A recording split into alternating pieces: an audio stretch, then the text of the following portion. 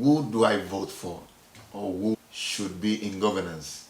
Welcome to my channel today. My name is Ayodijani Foshi, and this is Great Father, Great Husband channel. And we're looking at something very important. Thank you so much for those of you that have subscribed to my channel. Thank you so much. I really appreciate it. And if you are a new subscriber yet, go ahead and subscribe to my channel and press that notification button to get notified every time I post a video. Alright guys, like I said, we're going to be looking at the series on fatherhood and governance. But first, let me explain to us, first of all, what the word fatherhood and governance means. Fatherhood is the state of being a father. So, which means the word fatherhood, according for someone who is a father, to be a father is not just about you having kids. To be a father, it goes along with the responsibilities. So being a father is not about having kids because you impregnated your wife and no, it's more than that. It's more than just impregnating your wife and your wife, gave out a baby and you now consider. No, it's more than just that. There are responsibilities attached to it. And when you check the word governance, the word governance is the action or manner of government, how government operates, what people in government do, how they operate, the principle that they work on. And one major example we're going to be following today from the scripture is someone that's very popular, which is Nehemiah. Honestly, I just finished studying Nehemiah recently, and I bet you I didn't believe what I saw. It's as if I never read Nehemiah all my life. And I began to see the governance principles that we should see in our leaders today, in his life. And it's a whole lot. I'm going to try as much as possible to cover most of the principles from Nehemiah in the next few episodes so we could have an understanding of what it means. So how do we now merge fatherhood and governance together? A father is in charge of the wife, the children in the house, and is supposed to direct them, is supposed to give instruction, is supposed to do several other things which I'm going to mention.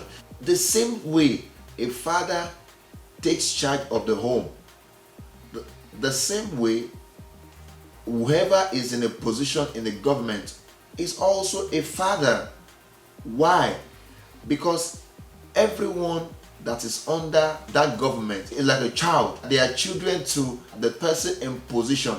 Which means that, for example, the president is a father in the country, and everyone in that country are the children, and is supposed to play certain roles in their life the same way a father plays certain role. A father in the home and a father in the governance, it just at two different levels. They are the same role, but at two different levels, at a larger scale and at a smaller scale, because it is the family a father bring up that later becomes a government. The government is not just about a building or about some things. It's the people that are called the government. There is no government without the people. So the government starts from the father. The father got married to a wife and had kids, bring up those kids in a very good way, and those same kids also grew up, they got married also, and they formed a community, and in that community they begin to grow up and they spread around different nations of the world, and they became leader at different levels. So the journey of governance starts from the home. Show me a good government and I will show you a home that had been brought up by a good father. A good government or a good governance starts from the home. So it is the father. The same father is the one who will be taking care of things that happens in there. So it's very important. Now, a father is seen as a leader. Is seen as a leader, and a father produces other leaders as well. A true leader produces other leaders as well. That's why as a father is producing leader. In fact, a father should be called a leadership producer. Is producing leader. But the leaders is producing depends on the things that is imbibing, the culture, the principles, the attitude, the behavior, the characters is given to these people to determine who they're going to be in the government. Now I repeat, it is the father that determines what kind of government, what kind of children will be in the government, taking over one position. I'm going to just go over some of the points in the episode. I'm going to be looking at 7 fatherhood principles in governance. What should you look at? For example, right now in America, people want to vote. You want to see, who should I vote for? What should I expect of a leader I'm voting for? We all know of what is going on currently in Nigeria, my country. The problem is the problem of leadership. The problem of leadership. It didn't just start at the point where people were killed recently. No. It started from the point where some fathers could not take up the responsibility of raising wonderful kids that will take over the government and being able to make a right decision. And when they get into the government, they also act like a father that have brought them up, but because the father failed. So before you start pointing accusing fingers on everybody that have done anything or that have been part of what happened, the killings, first of all, you as a father, ask yourself, have you truly imbibed good manners culture in your children for them to go out there and represent your family in the government?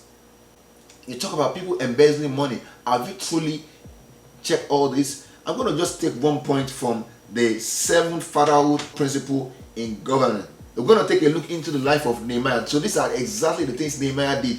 If you look at the book of Nehemiah chapter 1, we see a lot of things. Now the first thing a father does is a father is a servant and not a ruler.